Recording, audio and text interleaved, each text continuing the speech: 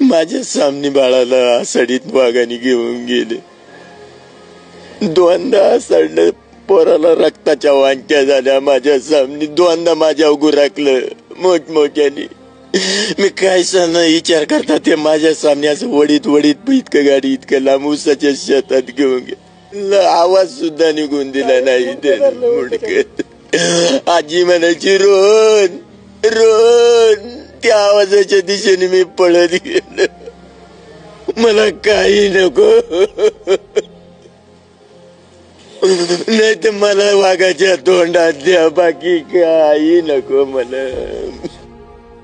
हा आवाज आहे एका सामान्य शेतकरी कुटुंबामध्ये कुटुंबाचा गाडा ओढणाऱ्या विलास बोंबे यांचा.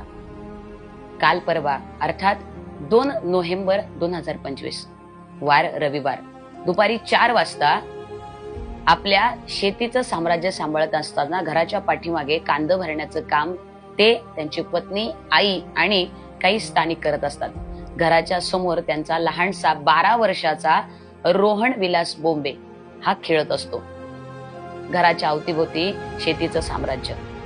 आणि या पिंपरखेड गावामध्ये ऊस उत्पादक शेतकरी मोठ्या प्रमाणात. घराच्या अवतीभोवती ऊसाचं उत्पादन आणि घराच्या समोर हा रोहन अगदी वय वर्ष 12 घराच्या समोर खेळत असताना त्या ऊसाच्या शेतामध्ये दबा धरून बसलेला एक नरभक्षक बिबट्या येतो आणि त्या रोहनच्या नरडीचा घोट घेतो. आई, बाबा, आजी, बाबा, नाना, काका हे म्हणण्याच्या अगोदरच त्या रोहनचा आवाज तो बिबट्या या नरडीमध्येच गोठून टाकतो.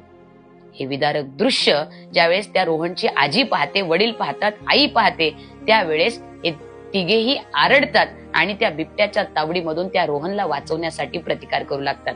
त्याच दरम्यान तो बिबट्या त्या रोहनला खाली टाकतो आणि त्या आईला, वडिलांना आणि त्या आजीकडे पाहून तो गुरगुरू लागतो. त्यांच्यावर धाव घेऊन त्यांच्यावर हल्ला करण्याचा प्रयत्न करतो. स्थानिक त्या तिघांनाही मागे ओढतात.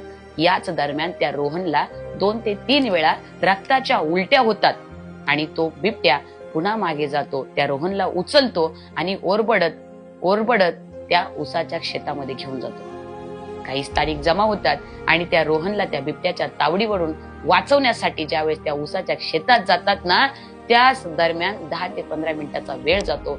त्या दरम्यान तो बिबट्या त्या रोहनच्या गुप्तांगाचे लचके तोडतो, पाठीमागचा पार्श्वभाग तोडतो, त्याच्या नरडीचा घोट घेतो, नरडी फोडतो, पोट फोडतो.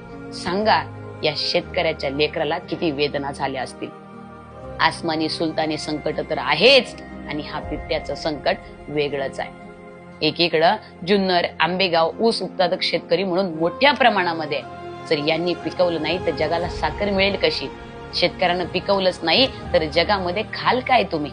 हा एक सामान्य कुटुंबातला लहानसा चिमुरडा बिबट्याचा भक्षक होतो. आज 20 दिवसामध्ये या पिंपरखेड गावामध्ये ही 3री घटना घडतीये. 20 दिवसांपूर्वी 5 वर्षाची चिमुरडी आपल्या आजोबांना पाणी घेऊन जाते. त्याच दरम्यान दबा धरून बसलेला बिबट्या तिच्यावर प्राणघातकपणे हल्ला करतो आणि ती या जगातून ठार होते, निघून जाते. तिची प्राणज्योत मावळते.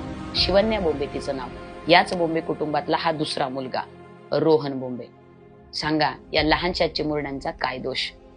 शेतकऱ्याच्या कुटुंबामध्ये जन्माला आले हा त्यांचा दोष का? की शेतकऱ्यानं या जगाला पोट भरण्यासाठी अन्नधान्य पिकवलंय हा त्यांचा दोष? शेतकऱ्यानं जगावंच नाही का? शेतकऱ्याला कोणीच वाली नाही का? आणि या दरम्यान मध्ये आम्ही म्हणतो की महाराष्ट्राचे मुख्यमंत्री याकडे बघत नाही, कारण महाराष्ट्राचे मुख्यमंत्री बिहार राज्याच्या विधानसभेच्या निवडणुकीमध्ये स्टार प्रचारक म्हणून कामगिरी पाहतायत. कारण त्यांना महाराष्ट्रातल्या शेतकऱ्यांकडे बघायला वेळच नाही. महाराष्ट्राचे वनमंत्री साहेब आज उद्या करत या गावाला भेट देऊ म्हणून म्हणतायत, कारण की या प्रश्नाकडे ते दुर्लक्ष करतायत. वनमंत्र्यांना गावामध्ये यायला वेळ नाही. तुमच्या घरातली जर एखादी व्यक्ती या बिबट्याची भक्षक झाली ना, त्यावेळेस तुम्हाला कळेल वनमंत्री साहेब, मुख्यमंत्री साहेब आणि विद्यमान साहेब की शेतकऱ्याच्या वेदना किती मोठ्या आहेत. सांगा ना मायबाप, या शेतकऱ्यानं जगायचं कसं? या पलीकडे आता बिबट्याचा प्रश्न हा फार मोठ्या प्रमाणात आहे.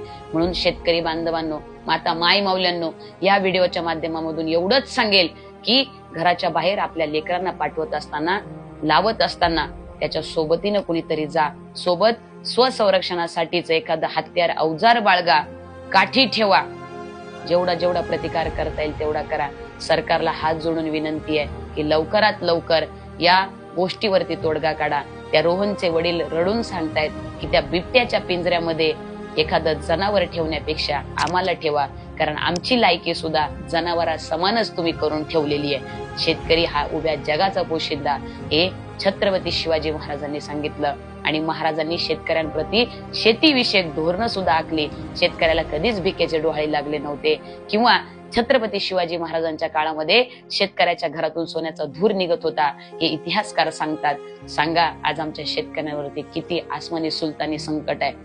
आज एकीकडे कर्जमाफी नाही आणि एकीकडे हे बिबटे आज आमच्या शेतकऱ्यांवरती प्राणघातकपणे हल्ले करतायत. आज या कुटुंबावरती वेळ आली आहे, उद्या आणखी कुठल्या तरी कुटुंबावरती येईल. एसी मध्ये बसणाऱ्या साहेबांनो, मंत्र्यांनो, पुढाऱ्यांनो, नेत्यांनो, तुम्हाला काय कळणार शेतकऱ्यांचं दुःख? आणि जर तुम्हाला शेतकऱ्यांचं खरंच दुःख कळत असेल ना, तर तुम्ही त्या शेतकऱ्याच्या बांधावरती उभे राहिला असतात. पण आज तुम्ही तिथे नाहीयेत, हे सगळ्यात मोठं दुर्दैव आहे. निष्क्रिय सरकार झालेलं आहे. आज वन अधिकारी येतात आणि नाही ते आश्वासनं देऊन निघून जात आहेत. एसीच्या कारमध्ये बसतात आणि निघून जातात. शेतकऱ्याच्या बांधावरती फक्त शेतकरी एकटाच लढतोय आणि त्याचं कुटुंब लढतंय. म्हणून या घटनेचा जाहीरपणे निषेध व्यक्त करूया आणि शेतकरी बांधवांनो, ही एकजूट अशीच पुढे ठेवूया. जोपर्यंत बिबट मुक्त आंबेगाव जुन्नर होणार नाही, तोपर्यंत शेतकरी बांधवांनो ही एकजूट अशीच ठेवा.